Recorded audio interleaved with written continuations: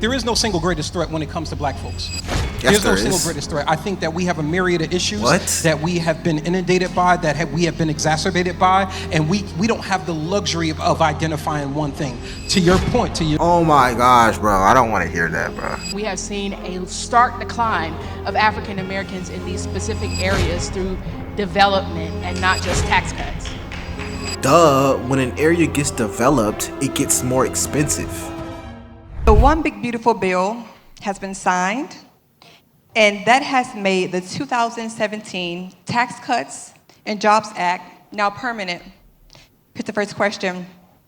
The 2017 Tax Cuts and Jobs Act includes opportunity zones aimed at revitalizing underserved communities. Do you, starting with the right, do you believe these policies created meaningful changes in urban black areas, or have they benefited outside investors more than local residents? I'll start with you, Gothics. To be honest, I don't know much about opportunity zones, so I'm gonna pass this to you. Well, I think I'll touch on this real quick. I think that the opportunity that it affords to people, no matter what race or color you are, is tax cuts. Tax cuts benefit people who are functioning in the system that we're in capitalism. A lot of people somehow in their mind, they think the tax cuts only affect big corporations and people with a bunch of money. But the last time I checked, black people have corporations and black people have money too. And I think and so people are so surprised when that gets put out there, like black people are not broke. And I think that's where a lot of the issues come from. There's this entire narrative, and it's really grifting, of rich black people pretending like they're poor and rich black people asking for opportunities that we really don't need. Like you would genuinely see, and he's my favorite player. LeBron James is my favorite basketball player of all time. If you know me, I'm a huge LeBron fan. But you'll see him say something like, we need more opportunities, and he's a freaking billionaire. Like, and it's crazy. It's really insane when you see this.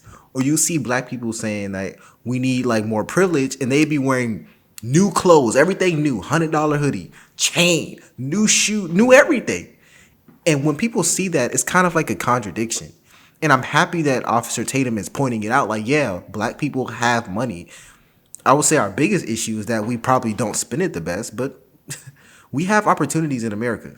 The most opportunity, arguably, in the world. Just making sure that those tax cuts didn't expire, which if they had expired would cause one of the greatest tax increases of the middle class that we've seen in a while.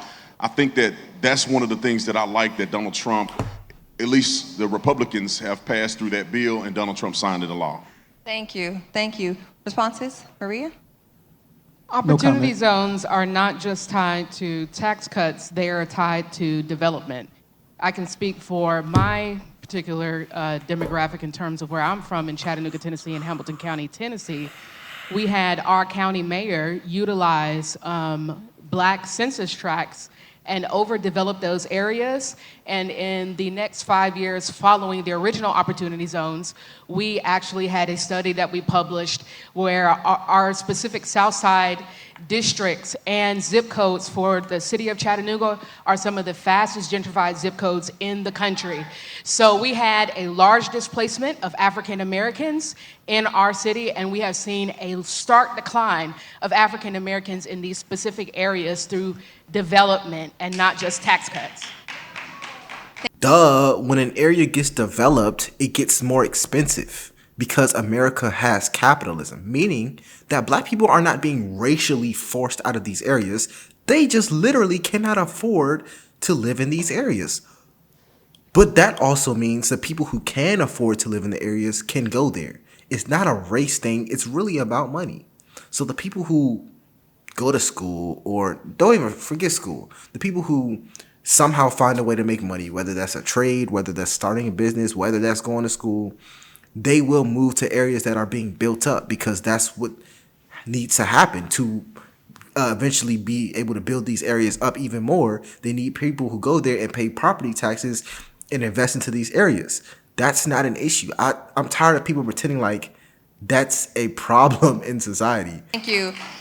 You said no comment, Mr. Reed. Any particular reason why you don't want to comment on that particular question? Well, number one, I don't comment on things that I don't necessarily know much about. What I can tell you is this, to my sister's point, one of the things that I see as it relates to gentrification, as it relates to redline and so on and so forth, is the notion of institutional biases and also systemic issues that continue to oppress communities, whether they're black, brown, and or poor white communities, and really uplift the elitists. Brandon, go ahead. I just want to add to this. People a lot of times make gentrification out to be this inherently negative thing towards black communities. If corporations or people with money are going into the community to buy property, who are they buying the property from? They're buying the property from black people who own property there that have decided to sell their property at a profit. So it's not necessarily bad that there are corporations or money being interjected into these communities that make the community property value go up, but it also benefits the people that live there to a certain degree. I can see the argument where people are saying that it displaced a lot of black people in certain communities, but listen, that's capitalism. I think that a lot of black people benefit from it as well. If you have money, you have resources, you either sell your resources to make money or you can invest in your own community. Why in the world is it always the case where we're talking about black people or white people that are gentrifying areas? Why don't black people who got money, who have businesses, reinvest in their own communities? We're always looking at white people and blaming them for what they're doing to innovate communities to make money and make them better. Why don't we do that to our own communities? The problem is we don't spend in our own communities. We don't reinvest in our own communities, but yet we complain when others do. Yeah, Wait, before you go ahead, that's a perfect segue into our next question, and it will start off with you, Mr. Reed. What is the single greatest threat to economic advancement in Black America today?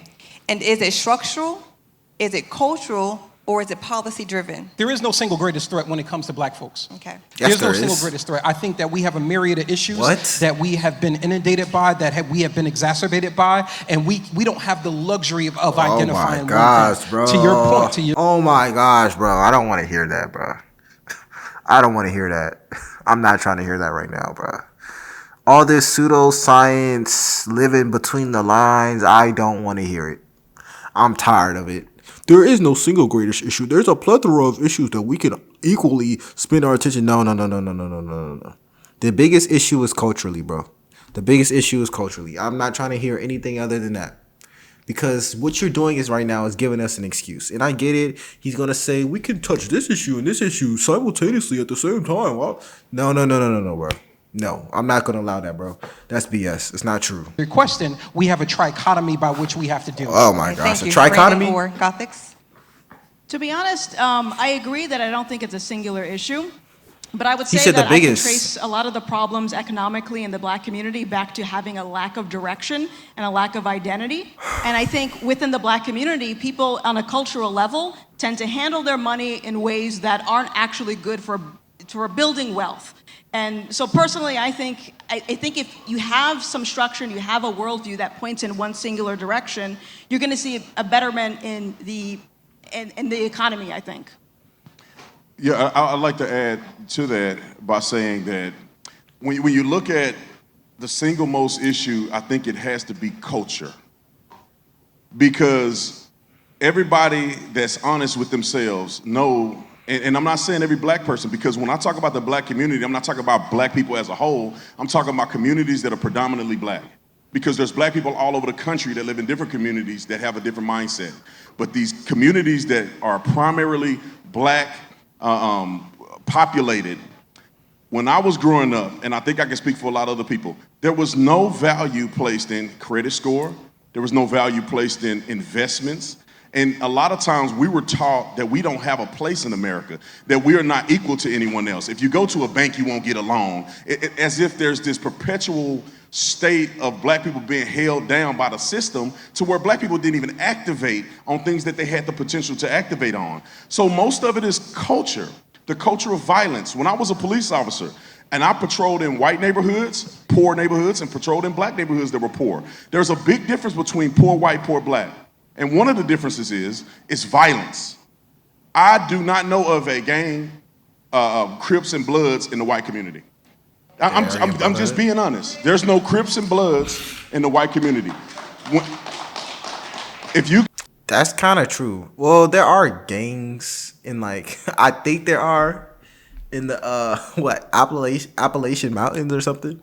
I think there are. I will say this though, they aren't nearly as prominent, and I will 100% agree with him. Like black gangs are famously, notoriously bad, bro. Like Bloods and Crips, there are entire documentaries and TV shows mimicking them. There are entire.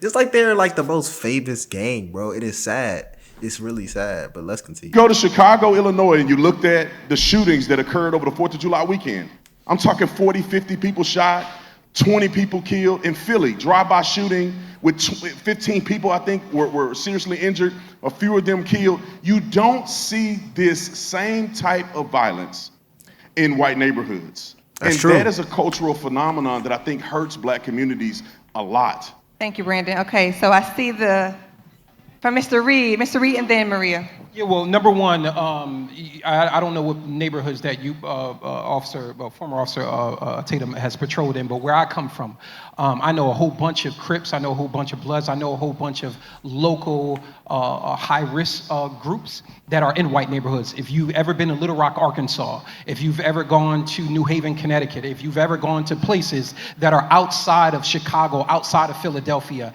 outside of Compton, you will see that there is a permeation of a spirit that is trying to kill people everywhere. Hold on, And hold on, hold wait. Let me finish my point, my Okay, brother. okay. That so there's a spirit that is out to kill people everywhere. That's number one. The second thing is that the folks who actually are in a crowd who actually applauded there not having been gangs in their neighborhood probably don't come from neighborhoods where there actually gangs are. I know very serious risk groups.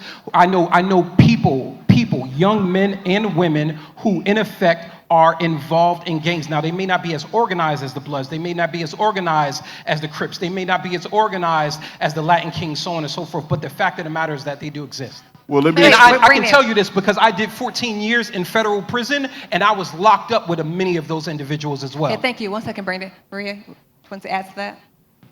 Maria, you want to answer that? Can you ask the question one more time if you don't mind? Yes. What is the single greatest threat to economic advancement in Black America today? And is it structural, cultural, or policy driven? I think it's all three, but I think if we were to sum it up in terms of the greatest threat to our community, it is ignorance of a lot of things. We have in our own families and in our community dysfunction. We do have institutional barriers that are very real. And at the same time, we have a lot of things that are going on. So like a perfect example in terms of ignorance, TBI, statistical data for the state of Tennessee, says that the largest violence that happens in our state is sexual violence, and the clearance rate for the Chattanooga Police Department is 8%.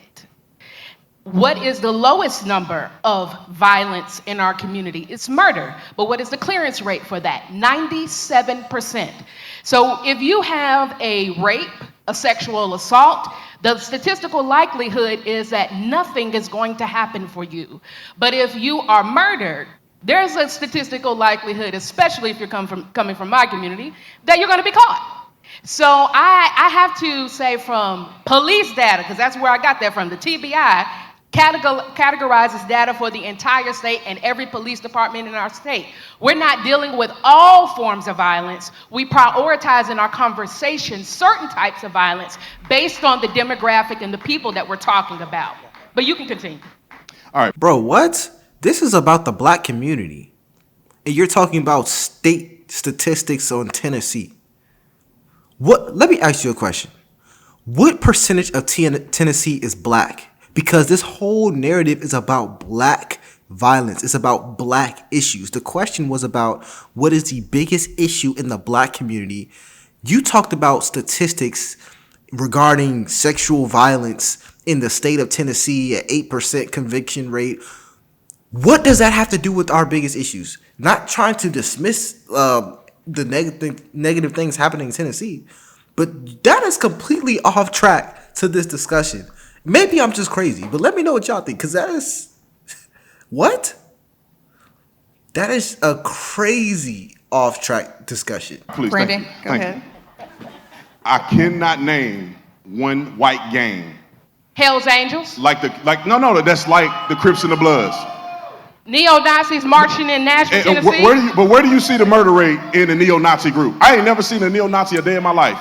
They're marching in Nashville, and Tennessee all the time. And where's the violence? Who have they killed? Show me a murder statistic of the neo-Nazis. Okay, that's what I thought. Let's talk about the violence in gang. Let's talk about the gang violence. Are we willing to lie about the issue in the black community of gang violence? These young dudes. Let's look at the music. You look at rap music. We got a thing called drill music, where young brothers are rapping about murders that they are committing on a day-to-day basis. We see young men dead and lying dead in the middle of the street. Let's talk about the reason why sexual assault and murder is prosecuted at a different rate, or at least arrested at a different rate. Because when you have a dead brother laying right there on the ground, you have a plethora of evidence that you can see with your own eyes. Many times they're shooting people right in front of everybody, at parks, right in front of the club. I mean, so the evidence is there. That's why it's easier to prosecute people when you have a dead body. But sexual assault is stigmatized. Some people get assaulted and they don't want to tell anybody. It's a very different thing. You cannot compare the two. But you got to be disingenuous to say that gang violence and the violence that we experience in black communities are somehow equal to what we see in other communities. It's just not happening. Yes, it's not true. It's not accurate, bro. It's not accurate. And it really blows me because people who say this, like, it's no way you grew up in a black neighborhood. It's no way. It is no way. It's no way, bro. It's no way you grew up around black people. It's no way you've been to these neighborhoods before. It's no way you've communicated with these people before. It's no way you've done that. I've done it. I've grew up around all black people. I've done it. When I hear that, I'm like, you're crazy. That is just not true. But let me know what y'all think. My name is Jojo, and I'll see y'all later.